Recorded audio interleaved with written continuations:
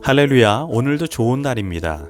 열왕기하 21장에서 25장까지 말씀 묵상입니다. 오늘은 악한 리더라는 제목으로 말씀을 나누도록 하겠습니다.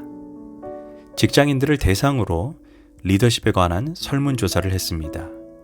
직장에서 신뢰를 잃게 만드는 상사의 꼴불견이 무엇인지를 물어보았습니다. 응답자의 45%는 소통의 부족을 가장 큰 문제로 꼽았습니다. 나머지 50%의 응답자는 다음 5가지 문제점을 지적했습니다. 첫 번째, 거짓말이나 투명성의 결여. 두 번째, 언행의 불일치. 세 번째, 아전이숙격인 행동. 남이 열심히 해놓은 수고를 자신이 한 것처럼 가로채는 행위. 네 번째, 아랫사람에 대한 헌담. 다섯 번째, 리더십 부족을 뽑았습니다. 사실 조직에서 좋은 영향력을 끼치는 리더보다 나쁜 영향을 끼치는 리더가 더 많은 듯 합니다. 왜 그럴까요? 생각해보면 리더십을 연구할 때 모범적이고 혁신적인 리더에 대한 연구는 많이 하지만 부정적인 리더십에 대해서는 잘 연구하지 않습니다. 그러다 보니 자신의 부정적인 모습을 외면하는 경향이 있습니다. 그래서 오늘은 악한 리더의 대명사로 므낫세를 살펴보고 우리의 모습을 점검하는 시간 되시기를 바랍니다. 첫 번째, 므낫세는 역사를 통해 아무것도 배우지 못하는 리더였습니다. 온고지신이라는 말이 있습니다. 먼저 과거를 알고 새 것을 알면 남의 스승이 된다는 말입니다. 가장 어리석은 사람은 과거의 실패를 통해 아무것도 배우지 못하는 사람입니다. 성경은 므낫세가 자신의 아버지인 히스기야의 길에서 떠나 북이스라엘의 가장 악한 왕이었던 아합을 본받아 행하였다라고 말합니다. 므낫세는 히스기야가 헐어버린 우상의 본거지인 산당을 복구하여 아합처럼 바알과 아세라를 위하여 단을 쌓고 우상을 숭배했습니다.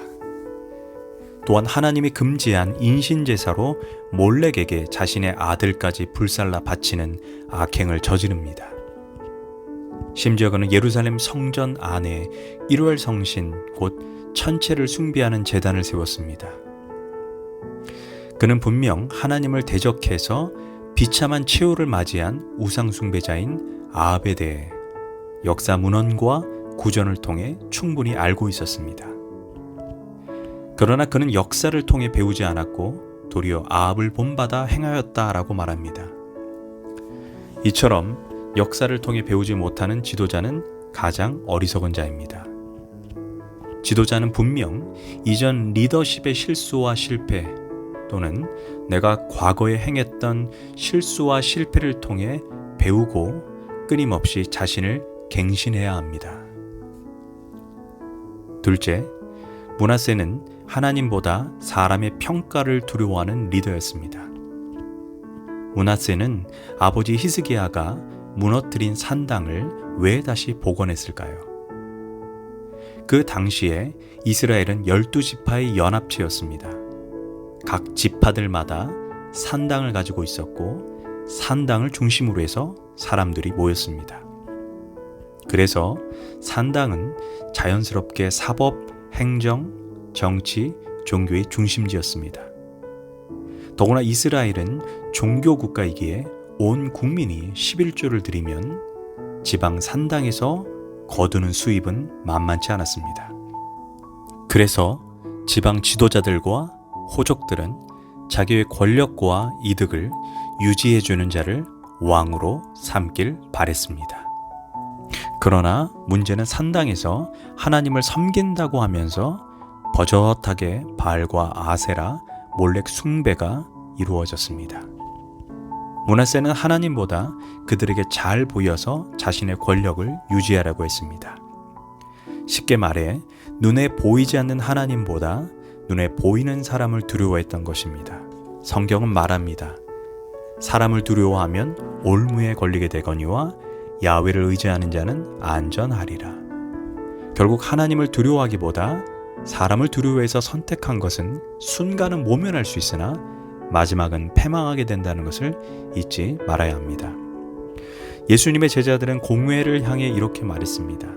우리가 사람의 말을 듣는 것과 하나님의 말 듣는 것 중에 어느 것이 옳은지 너희가 판단하라고 했습니다. 믿는 사람들이 잘못된 것을 보고도 아부나 떨고 비위나 맞춘다면 그는 그리스도인이 아닙니다. 지도자는 먼저 하나님을 두려워하는 가운데 모든 것을 결정하고 선택해야 합니다. 셋째, 므낫세는 소통하지 않았습니다. 훌륭한 리더는 사람을 잘 이끌어갑니다. 사람을 잘 이끌기 위해서 소통을 잘할 줄 알아야 합니다. 자기와 다른 의견을 말하더라도 기꺼이 들을 줄 아는 넓은 귀와 마음이 있어야 합니다. 기업 경영에서도 소통의 중요성은 많은 학자들 사이에서 연구되고 발표되었습니다. 경영의 지혜라는 베스트셀러 저자인 리거룽은 소위 70%의 법칙을 얘기하면서 탁월한 경영자들은 70%의 소통하는 데 시간을 사용한다고 합니다. 그리고 기업의 위기와 문제는 70%의 소통의 장애로부터 온다고 말합니다. 또한 세계의 경영자라고 불린 잭 윌치는 경영은 소통, 그리고 소통, 그리고 소통이다라고 했습니다. 리더 앞에서 말조심하는 사람만 있다면 그 조직은 얼마 가지 못해 어려움을 겪고 와해될 것입니다. 또한 리더만 말하고 함께하는 팔로우들은 듣기만 하는 일방적이고 강압적인 소통은 공동체를 시대에 뒤떨어지게 할 것입니다. 므낫세는 자기에게 아첨하는 사람만 곁에 두었고 충언이나 쓴소리를 하는 사람들은 멀리하고 제거했습니다. 그는 자신에게 쓴소리를 하고 충언을 했던 이사야 선지자를 톱으로 배를 갈라 죽였습니다. 반면 므낫세는 점쟁이를 불러 점을 치게 했고 마술사를 시켜 마법을 부리게 했고 악령과 귀신을 불러내어 물어보기도 했습니다. 그럼에도 불구하고 그의 곁에 바른 생각을 가지고 말하는 사람은 없었습니다. 주변에서 잘한다, 잘한다라고 말하는 사람만 있었을 뿐입니다. 만약 리더가 자기와 다른 생각을 가진 사람들을 블랙리스트를 만들어서 낙인을 찍고 제거한다면 누가 그 조직의 중심으로 일할 수 있겠습니까? 결국 눈치를 볼 뿐입니다. 결국 므낫세로 인해 남유다는 죄악이 최고조에 달했습니다. 하나님은 바벨론을 심판의 몽둥이로 사용하여 예루살렘과 유다 땅을 심판하시고 또 지도자와 백성들을 포로로 끌려가게 합니다. 우리는 좋은 리더에게 배울 수 없는 교훈을 악한 리더에게 배우게 됩니다. 아무리 아니라고 부정해도 잠시만 한눈 팔면 우리 안에 악한 마음과 생각이 불쑥불쑥 솟아나 우리를 악한 리더로 만들 가능성이 있습니다. 므낫세 같은 악한 리더가 되지 않기 위해서 조심하고 또 조심해도 부족할 것이 없을 것입니다. 기도하겠습니다.